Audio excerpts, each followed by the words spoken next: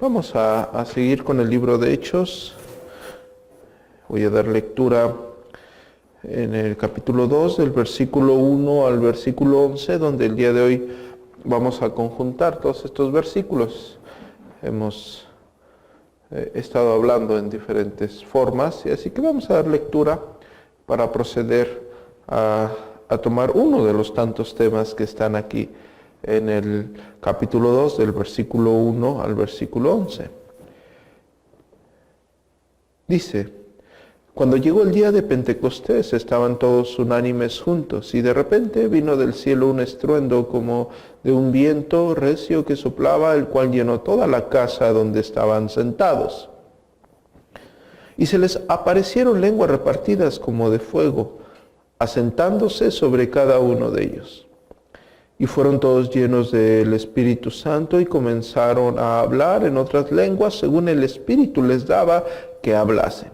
Moraban entonces en Jerusalén judíos, varones piadosos, de todas las naciones bajo el cielo. Y hecho este estruendo, se juntó la multitud y estaban confusos, porque cada uno les oía hablar en su propia lengua. Y estaban atónitos y maravillados, diciendo: mirad, ¿no son galileos todos estos que hablan? ¿Cómo pues les oímos nosotros hablar cada uno en nuestra lengua en la que hemos nacido?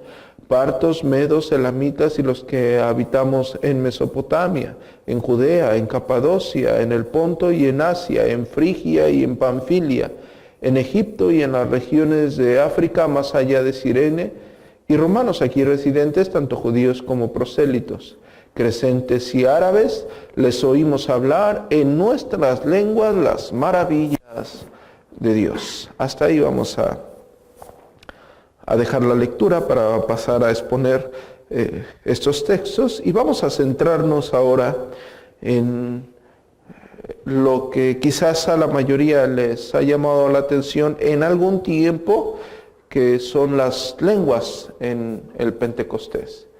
Las lenguas en el Pentecostés, como ya lo he dicho anteriormente, es una situación muy complicada en el siglo XXI bajo el entendimiento de las iglesias carismáticas, ya que han llevado a muchos errores, o a través de muchos errores han llevado a una completa desviación doctrinal, y claro está, espiritualmente han destruido o han minado el entendimiento y la vida de muchas personas que han profesado la fe en Cristo Jesús. Una buena lectura implica un buen entendimiento. Una mala lectura, desgraciadamente, implica que las personas interpreten erradamente esto. Con leer estos versículos, claramente nos vamos a dar cuenta de que está hablando, pero vamos a tratar de profundizar de una forma muy breve o muy sencilla, a fin de entender todo el acontecimiento, como hemos venido redactando en el capítulo 1 del libro de los Hechos, y como anteriormente ya hablamos en temas o en exposiciones del versículo 1 al versículo 3, versículo 4, y usamos los textos en su contexto, pero para hacer una aplicación a la iglesia. En este momento vamos a partir desde el versículo 1 hasta llegar al versículo 11, para nosotros poder entender de una forma sencilla, y como yo les dije anteriormente, ir tomando los argumentos que nos provee la Escritura en el libro de los Hechos, al fin de cimentar la teología. En este caso podemos hablar del cesacionismo o el continuismo, y poderle dar más argumento en su entendimiento, si algún día Dios permite que ustedes puedan bendecir a alguien con la enseñanza de la Escritura en estos textos, pues gloria le daremos al Señor. ¿Está bien? Versículo 1 del capítulo 2, como ya lo he expuesto en ocasiones o en sesiones pasadas, estamos hablando, o la Escritura afirma, Lucas dice que cuando llega el día de Pentecostés, donde estaban todos unánimes juntos, y hablamos acerca del día de Pentecostés, que habla de la quincuagésima o el día quincuagésimo después de la Pascua. Y hablamos en términos muy sencillos acerca de la tipología que implica esto, porque Cristo es nuestra Pascua y estamos hablando de lo que sucede en el día de Pentecostés y la fiesta de Pentecostés, o la fiesta en donde todos los judíos estaban ahí para celebrar el Pentecostés. Implica o tiene una relación directa en el día de las fiestas, de las semanas o de la primer cosecha, ¿verdad? Y nos regresamos a Éxodo capítulo 34, 23 y Levítico 23. Después el versículo número 2 dice, y de repente vino del cielo un estruendo como un viento recio que soplaba, el cual llenó toda la casa donde estaban sentados. Y hablamos de este texto como un acontecimiento real, pero dentro de la providencia de Dios. Es decir, en el libro de los Hechos, tanto en el libro de los Hechos como en el Antiguo Testamento, en las teofanía es una manifestación de Dios. En las teofanías de Dios vamos a encontrar eventos reales, pero providenciales, en los cuales no debemos de hacer una doctrina. Es decir, vamos a ver a través del libro de los Hechos, y lo he repetido y lo voy a estar repitiendo en toda la exposición, porque desgraciadamente la mayoría de las personas toman este tipo de situaciones, y claro, me estoy inclinando a acusar a la iglesia carismática, donde encontramos personas con la mentalidad no muy ubicada o con deficiencias en la cordura, y quieren repetir o quieren hacer creer que estos eventos se tienen que repetir, y no es así. Este es un evento real, verídico, circunstancias verídicas, pero dentro de la providencia de Dios. Claro que los apóstoles y los 120 que estaban ahí reunidos no entendían la venida del Espíritu Santo como tal, y Dios en su soberanía, claro está, que les tenía que dar un evento visible para ellos. No así con nosotros actualmente, y a través del libro de los Hechos yo les voy a decir por qué. Pero vamos a estar frente al primer sermón, y estamos frente a una reunión de 120 personas donde van a empezar a predicar el Evangelio a más de 3,000 personas, pero se van a convertir 3,000 varones.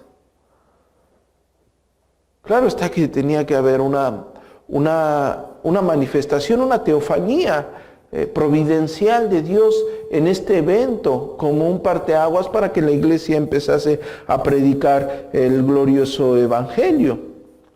Y dice, y de repente vino del cielo un estruendo, como de un viento recio que soplaba, el cual llenó toda la casa donde estaban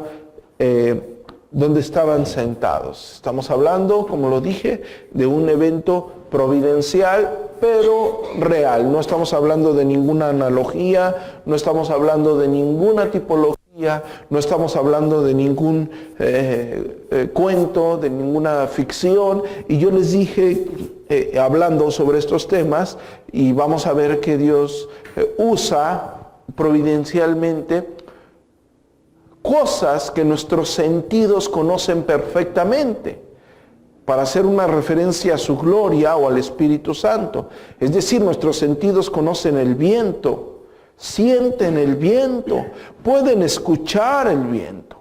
Nuestros sentidos conocen el fuego, pueden ver el fuego, pueden sentir el fuego.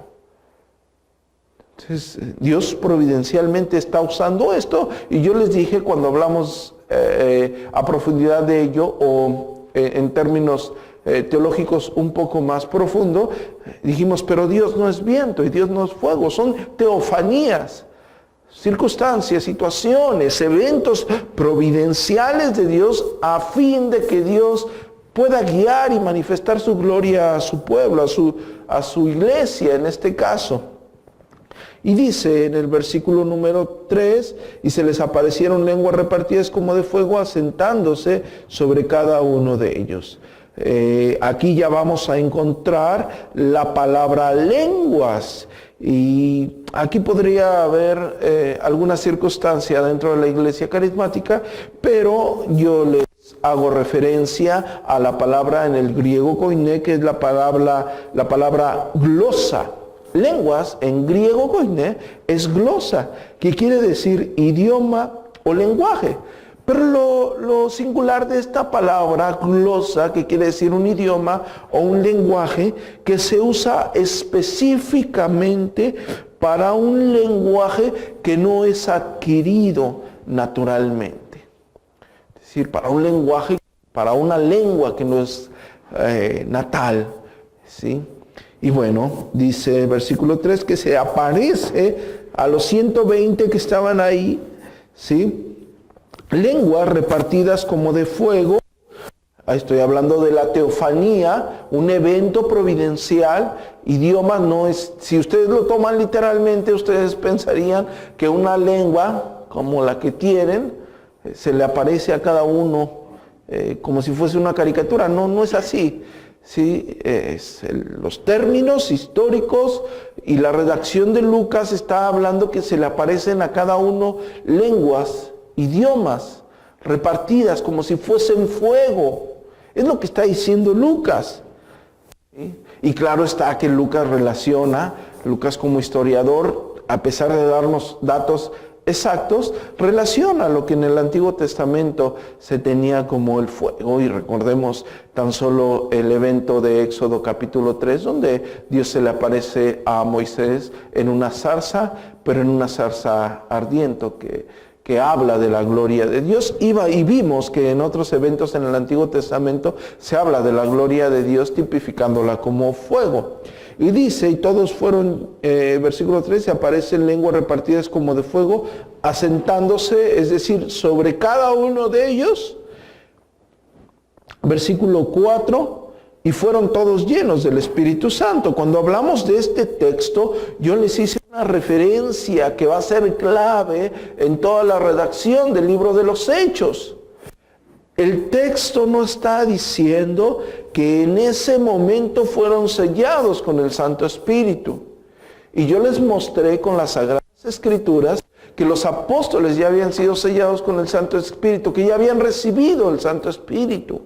Y yo les hice referencia a cómo la Escritura nos provee, nos enseña, nos muestra, nos deja ver claramente que todo aquel que cree en Él es sellado con el Santo Espíritu, como lo dice Efesios capítulo 1, versículo 13, habiendo oído la palabra de verdad, el evangelio de vuestra salvación, y habiendo creído en Él, fuimos ¿qué? Sellados con el Santo Espíritu, que son las arras de la promesa para la redención adquirida. Es decir, cada persona que cree en Jesucristo es sellado con el Santo Espíritu. Pero la Escritura dice que hay que creer en Él. Y vimos con la Escritura que los apóstoles ya habían creído en Él. Los 120 que estaban ahí ya habían creído en Él. Todos ellos ya creían que Jesucristo era el Mesías. Todos ellos estaban conscientes que Jesucristo era el Mesías. Y yo hice referencia, lo más probable es que dentro de ese grupo estaban los 70 que había enviado nuestro Señor a predicar el Evangelio. Lo más probable es que dentro de esas personas estaban los dos que iban camino a Maús cuando nuestro Señor Jesucristo se les aparece y les enseña en todo el Antiguo Testamento lo que hablaban de Él, lo que se decía del Cristo en el Antiguo Testamento. Entonces estamos hablando de personas no solamente saturadas con la Escritura, no solamente saturadas con la enseñanza, sino personas que estuvieron presentes en el ministerio terrenal de nuestro Señor Jesucristo, personas que creyeron en Él, personas que vieron su gloria. Pero aquí está hablando de un evento providencial, a fin de manifestar su gloria. Y fueron todos llenos del Espíritu Santo. Y comenzaron a hablar en otras lenguas. Igual en el versículo 4 está usando la palabra glosa, en el griego koiné, que quiere decir idioma, lenguaje, no adquirido naturalmente. Es decir, no una lengua natal, no en la que ellos nacen. Y fueron todos llenos del Espíritu Santo, es decir, ya tenían el Espíritu Santo, pero fueron llenos verdaderamente del Espíritu Santo y empiezan a hablar en otros idiomas. los cuales no eran en los que ellos nacieron. Por eso hice referencia a la palabra glosa. Según el Espíritu les daba que hablase. Cuando estamos hablando según el Espíritu que daba que hablase, yo recuerdo que aquellas iglesias carismáticas usaban este tipo de cosas y me da mucha tristeza, me da vergüenza ajena volver a recordar esas personas, porque ellos decían, según el Espíritu me da que hable. No, está diciendo que soberanamente el Espíritu le dio a cada uno de ellos, de los 120, un idioma, una lengua determinada, un lenguaje determinado en el cual no habían ellos nacido. ¿Sí? No es que digan cuestiones ajenas y empiecen con glosalías sin ningún sentido. No, idiomas reales. Y lo vamos a ver. Sí, versículo 5. El versículo 5 dice, moraban entonces en Jerusalén. Aquí una palabra importante es la palabra moraban, en el griego koiné, kataikeo, que quiere decir se alojaban.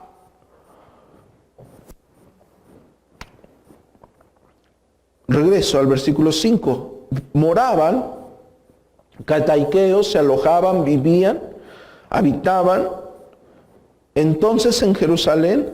Es decir, aquí Lucas ya del versículo 1 al versículo 4 habló del evento del Espíritu Santo. No sé si me estoy dando a entender. Del versículo 1 al versículo 4 habla del evento del Espíritu Santo. Habla de la fecha. ¿Cuál es la fecha? El día de Pentecostés. ¿Quiénes estaban? Estaban todos unánimes. Los 120. Fecha, día del Pentecostés. 50 días después de la Pascua. ¿Quiénes? Los 120, todos unánimes, todos juntos. ¿Qué pasó? De repente vino del cielo un estruendo como de un viento. Él usa el lenguaje para que ustedes se entiendan. Como de un viento recio que soplaba, el cual llenó toda la casa. Y versículo 4, y fueron llenos del Espíritu Santo y comenzaron a hablar en otras lenguas según el Espíritu les daba que hablase. ¿Cuándo? 50 días después de la Pascua. ¿Quiénes? Todos juntos, unánimes. ¿Qué es lo que pasó? Un viento, como un viento llenó la casa de tal forma que a cada uno de los 120 que estaba en esa sala se les dieron lenguas, idiomas, lenguajes, según el Espíritu les daba que hablasen, lenguajes en los cuales ellos no tenían una conciencia, un conocimiento, una lengua, un idioma, el cual no habían adquirido naturalmente. Versículo 5. Moraban entonces en Jerusalén, ya aparte, hace una división. Empieza a hablar ahora de las consecuencias. Empieza a hablar ahora del acontecimiento externo después de dejar en claro lo que sucede internamente por la iglesia por medio de su Santo Espíritu. Dice, moraban entonces en Jerusalén, habitaban, se alojaban en Jerusalén. Recordemos que los judíos después de la diáspora, después de que fueron cautivos, ellos no regresan, ellos se van a diferentes lugares, pero en el día de Pentecostés iban todos a la fiesta del Pentecostés y se alojaban ahí. Y se moraban entonces en Jerusalén judíos, varones piadosos de todas las naciones bajo el cielo. Es decir, se alojaban ahí en Jerusalén, donde tenían que ir a adorar, donde estaba el templo, donde todos ellos iban de diferentes lugares, porque después del cautiverio, después de la diáspora, todos quedaron esparcidos. ¿Por qué creen que hay ahora dementes diciendo que están buscando las 12 tribus de Israel? No. Ellos van a Jerusalén, van a adorar en la fiesta de Pentecostés, y dice, eran varones piadosos, ¿de dónde? De todas las naciones. Aquí está usando una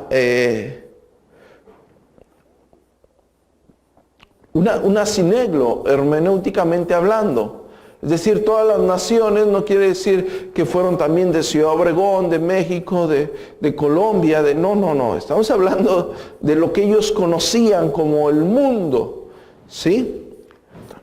Para ser más exactos, el Mediterráneo y todas las regiones a las cuales ellos habían llegado, habían accedido, que ellos conocían o tenían un testimonio geográfico, vamos a hablar de esta forma, de su existencia.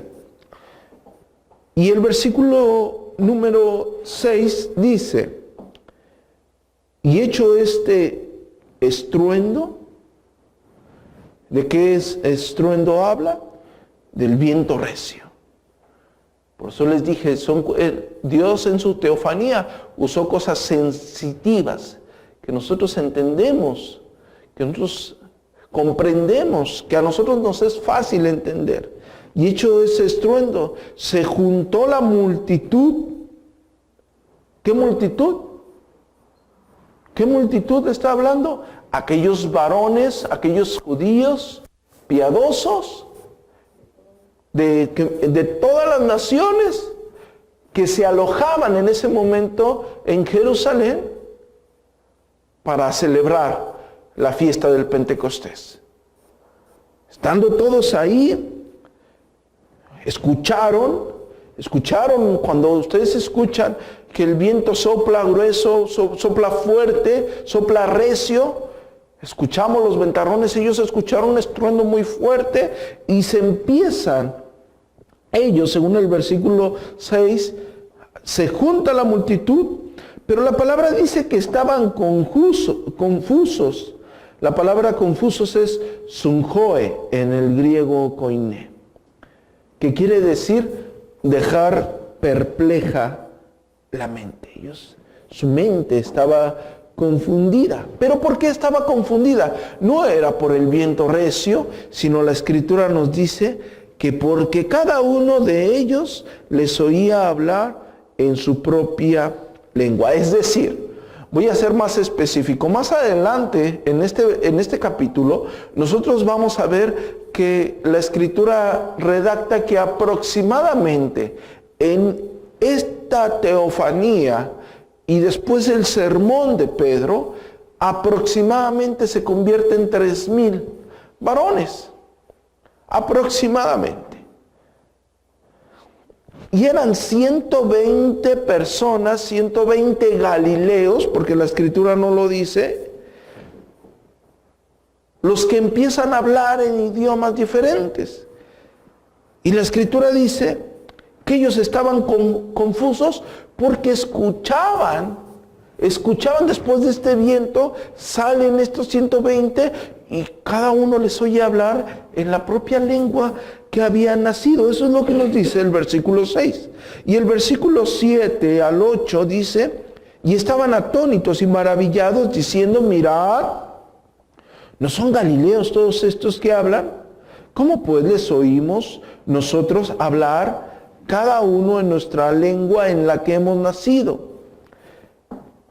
Como les dije anteriormente, ellos estaban sorprendidos porque les oían hablar a cada uno en la lengua en la que habían nacido. Y dice, ¿cómo puede ser que estos galileos, los galileos habitaban al norte de Israel?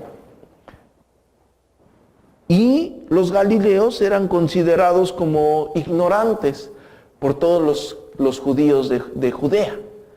Es decir, todos los galileos eran las personas más ignorantes.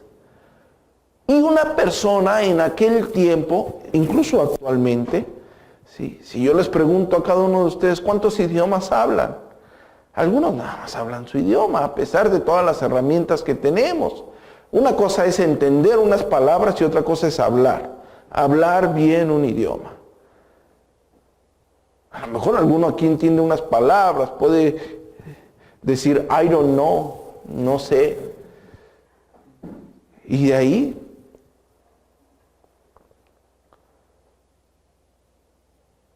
La Escritura dice que 3,000 personas, ¿por qué estoy diciendo que 3,000? Porque más adelante va a decir que estos fueron los que se convirtieron aproximadamente. Es decir, 3,000, más de 3,000 personas escuchan a 120 Galileos, a 120 de las personas más ignorantes en aquel tiempo, hablar la lengua en la que ellos habían nacido. Y una persona que dominaba un par de idiomas, 3 idiomas, tendría que ser hijo de rico para poder pagar maestros. Hoy, ahí ustedes bajan una aplicación y pueden aprender un idioma. Hay cursos muy económicos y aún así, no hablan, la mayoría no hablamos 3, 4 idiomas. Aquí ellos empezaron a hablar. Por eso la sorpresa de los judíos piadosos de todas las naciones, porque dice, y estaban atónitos y maravillados diciendo, mirad, ¿no son galileos todos estos que hablan? ¿No son de los más ignorantes? ¿No son de las personas más con menos conocimiento? ¿No son estos galileos? ¿Cómo es posible que les oímos hablar a cada uno? Dice a cada uno. ¿A cuántos se está refiriendo? A los 120 que estaban todos juntos, todos unánimes. A cada uno en nuestra lengua en la que hemos nacido. ¿Por qué está diciendo en la lengua que hemos nacido? Porque lo más probable, al decir que eran judíos piadosos, lo más probable es que ellos, aparte de hablar su lengua en la que habían nacido, la mayoría tenía que hablar hebreo, por la lectura de la ley de Moisés, de los profetas y de los salmos. ¿Sí? Quizás alguno que otro hablaba arameo, por cuestión del cautiverio. Pero ellos estaban maravillados porque les habían escuchado hablar lenguas en las que ellos habían nacido. Prosigo, versículo número 9. El versículo 9 empieza a redactarnos las lenguas, los lenguajes de las regiones. Es decir, ¿cuántos estaban ahí? ¿De dónde venían? ¿Cuántos estaban? Más de 3,000 personas. ¿De dónde venían? Bueno, de diferentes lugares. Por lo tanto, tenían lenguajes, idiomas natales diferentes. Que 120 personas hablaron. Y empieza a redactar en el versículo número 9. Dice partos. ¿De dónde eran? Lo que actualmente conocen ustedes como Irán. Partos. Medos. ¿Sí? Los medos habitaron en Partia. Era en la época de Daniel. Gobernaban junto con los persas. Luego dice elamitas, que es al sureste de Partria. Dice partos, medos, elamitas, y los que habitamos en Mesopotamia, es decir, aquí hacía una referencia al lugar de Mesopotamia, que quiere decir entre 2 ríos, ¿sí? Dice en Judea. Después, Judea es la región que reinó el rey David, y un poco más allá de Siria. Capadocia, lo que es actualmente Turquía, ¿sí? De hecho, a partir de Capadocia, ¿sí?, hasta Panfilia, eran distritos de Asia Menor, lo que actualmente es Turquía, porque dice Capadocia, en el Ponto y en Asia, después dice Frigia, en Panfilia, después dice en Egipto, que está hablando, hubo un grupo asentado en lo que era Alejandría, Y en las regiones de África, más allá de Cirene, al oeste de Egipto, estamos hablando, romanos, habla del imperio, de la capital romana, prosélitos, que era un prosélito, era un gentil convertido al judaísmo. Después dice crecentes, que era de la isla de Cretes, y árabes, al sur de Damasco. Le oímos hablar en nuestras lenguas las maravillas de Dios. Si ustedes son estrictos, porque no teníamos todos los datos, todos los escritos de estas regiones para hacer alguna comparación, incluso si queremos diferenciar a un judío de un prosélito, tendríamos que ver el gentil, que era un prosélito convertido al judaísmo, tendríamos que ver cuál era su lenguaje. Pero si somos estrictos, aproximadamente estamos hablando de 16 idiomas diferentes, si somos estrictos. Si ustedes tienen objeción, lo cual no tengo ningún problema con ello, no se centra en esto la Escritura, y desgraciadamente yo no he encontrado, he leído algunos comentarios y he leído algunos escritos al respecto, pero no he encontrado datos precisos. Cuando digo datos precisos, hay personas que argumentan de forma diferente, pero para mí un dato preciso es decir, hay tales evidencias del siglo I, del siglo III, del siglo IV antes de Cristo, que este era el idioma de los partos. Y hay tales escritos del siglo III antes de Cristo que era o así escribían, o así, este era el idioma de los medos. Y hay datos precisos en este escrito y en este escrito que data para mí esos son datos precisos. Y yo no he encontrado en los argumentos de la mayoría de las personas datos precisos para decir que hay algunas diferencias o no las hay. Lo que sí es real que te está redactando en términos generales 16, vamos a ponerle de esta forma, 16 tipos de localidades, 16 personas diferentes. Y podríamos inferir, desgraciadamente, subjetivamente, que podría tratarse de 16 idiomas diferentes.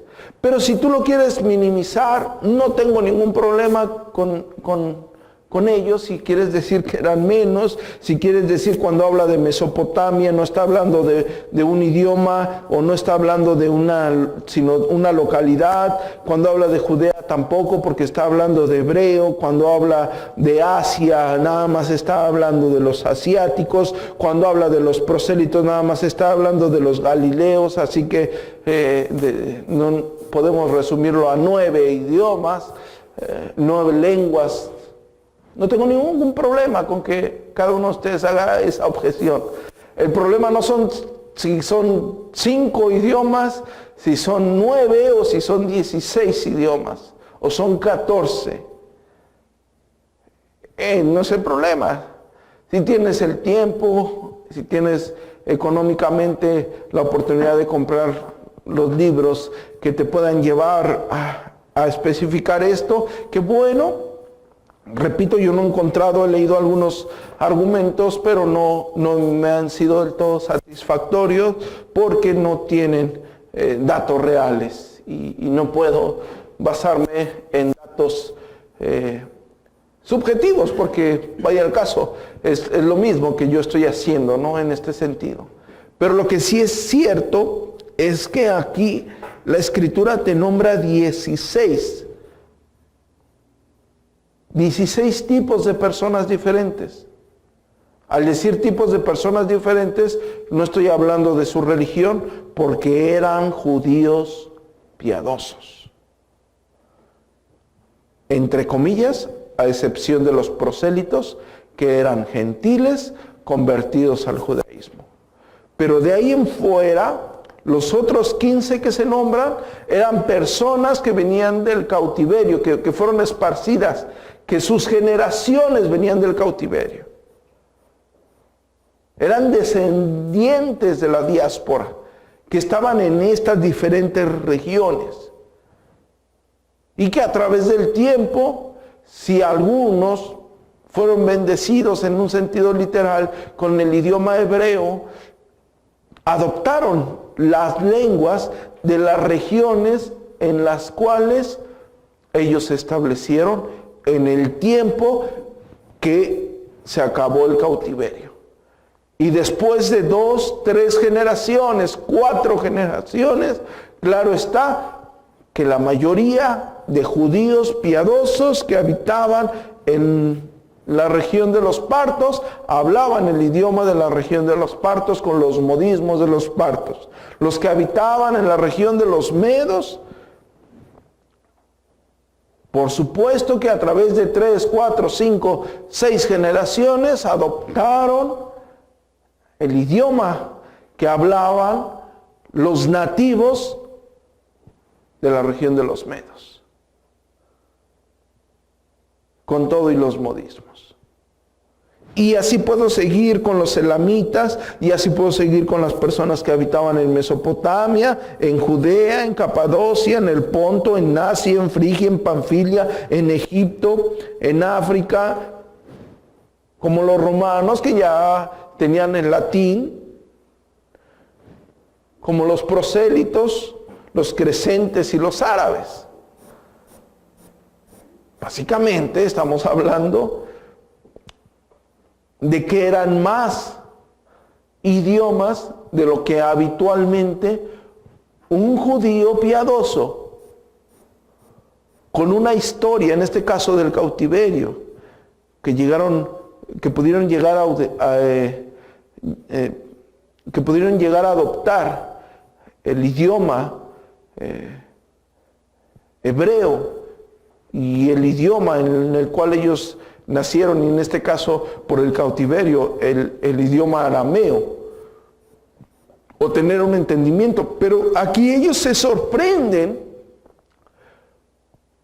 porque están hablando las lenguas, los idiomas de los lugares en los que ellos habían nacido, porque aquí lo dice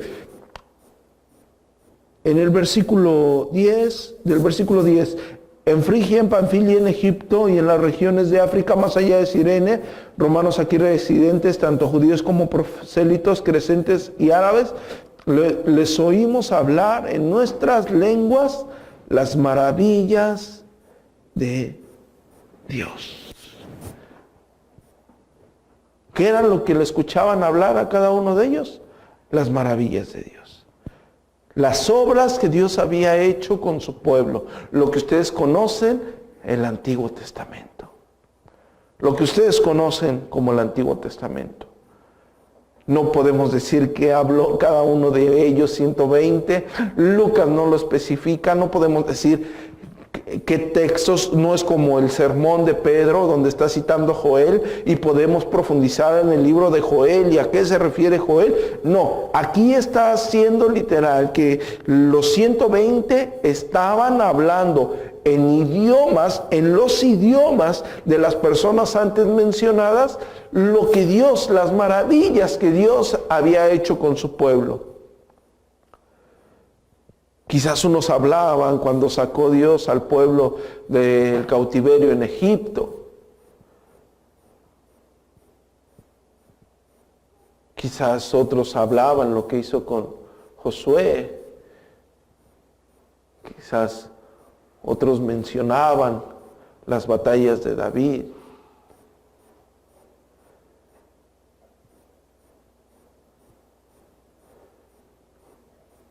Quizás otros cantaban un salmo. No hay datos exactos, pero lo que se tiene, o el entendimiento que se tiene, que en esas fiestas ellos hablaban de la gloria de Dios, de lo que Dios había hecho con ellos. Ellos estaban agradecidos, el pueblo judío estaba agradecido con el único Dios vivo y verdadero. Y hablaba su gloria y cantaba salmos y hablaba de las maravillas que Dios había hecho con ellos, cómo cruzaron el mar Rojo.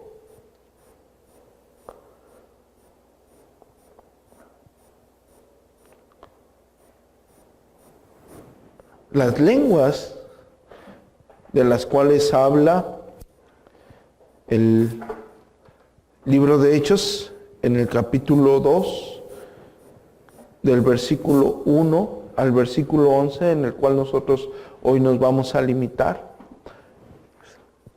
Y creo que la mayoría de ustedes ya lo sabía, pero espero que los argumentos que di no sean favorables para que después ustedes puedan aportar algo a alguien en este entendimiento.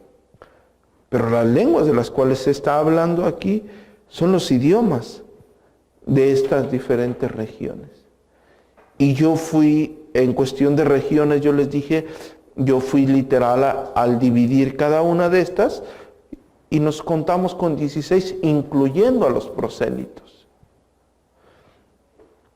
120 personas llenas del Espíritu Santo, completamente llenas del Espíritu Santo, hablan en idiomas, la palabra en griego glosa, en una lengua que no es la suya, una lengua que no se adquiere naturalmente.